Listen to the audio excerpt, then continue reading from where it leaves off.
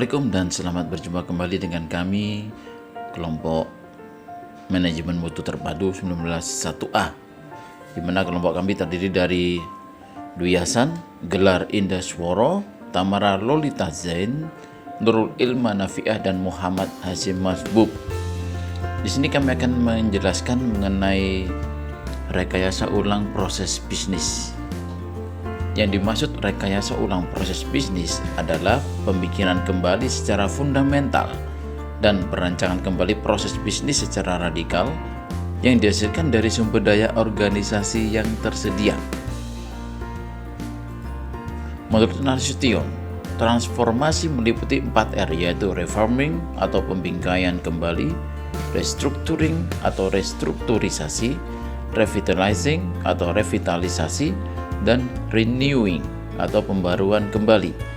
Terdapat 12 konsep dalam transformasi 4R yang bisa disebut sebagai berikut. Yang pertama, kemampuan mobilisasi. Yang kedua, visi. Yang ketiga, sistem pengukuran target. Yang keempat, model ekonomi usaha. Yang kelima, penataan infrastruktur. Yang keenam, perbaikan cara kerja. Ketujuh, fokus pemasaran. Kedelapan, perluasan usaha. Yang kesembilan, teknologi informasi. Yang kesepuluh, sistem imbal jasa. Yang kesebelas, kebiasaan belajar individu. Dan yang terakhir yaitu pengembangan organisasi. Selanjutnya membahas tentang karakteristik rekayasa ulang proses bisnis. Yang pertama, rekayasa ulang harus dilakukan secara cepat. Yang kedua, rekayasa ulang itu merupakan perubahan yang radikal terhadap proses bisnis. Yang terakhir, rekayasa ulang merencanakan ulang proses dengan fokus pada identifikasi dan perbaruan aktivitas yang memberikan nilai tambah serta mencoba menghilangkan semua aktivitas lainnya. Selanjutnya, kita membahas prinsip dan tahapan rekayasa ulang proses bisnis. Yang pertama, mengorganisasikan hasil dari seluruh langkah dalam proses, bukan satu langkah saja. Yang kedua, orang yang mengusulkan desain proses baru tersebut harus bisa melakukannya dengan tepat. Yang ketiga, pekerjaan dalam memproses informasi diusahakan menjadi kerja nyata yang menghasilkan informasi akurat yang dibutuhkan. Yang keempat, sumber-sumber produksi yang letaknya menyebar harus dibuat agar seolah-olah disentralisasikan. Yang kelima, lebih menghubungkan aktivitas paralel daripada mengintegrasikan hasilnya. Yang keenam, meletakkan titik keputusan di mana pekerjaan tersebut dilakukan dalam menentukan kontrol atas proses tersebut. Yang ketujuh, menerima informasi satu kali saja daripada menerima informasi berulang kali.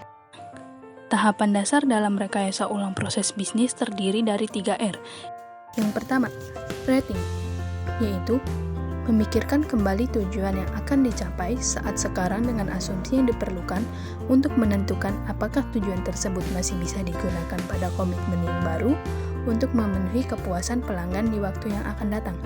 Yang kedua, redesign, yaitu mencangkup analisis tentang cara organisasi dalam memproduksi barang atau jasa, bagaimana struktur kerjanya, siapa yang menyelesaikan suatu tugas tertentu, dan apa hasil yang dicapai dari masing-masing prosedur tersebut.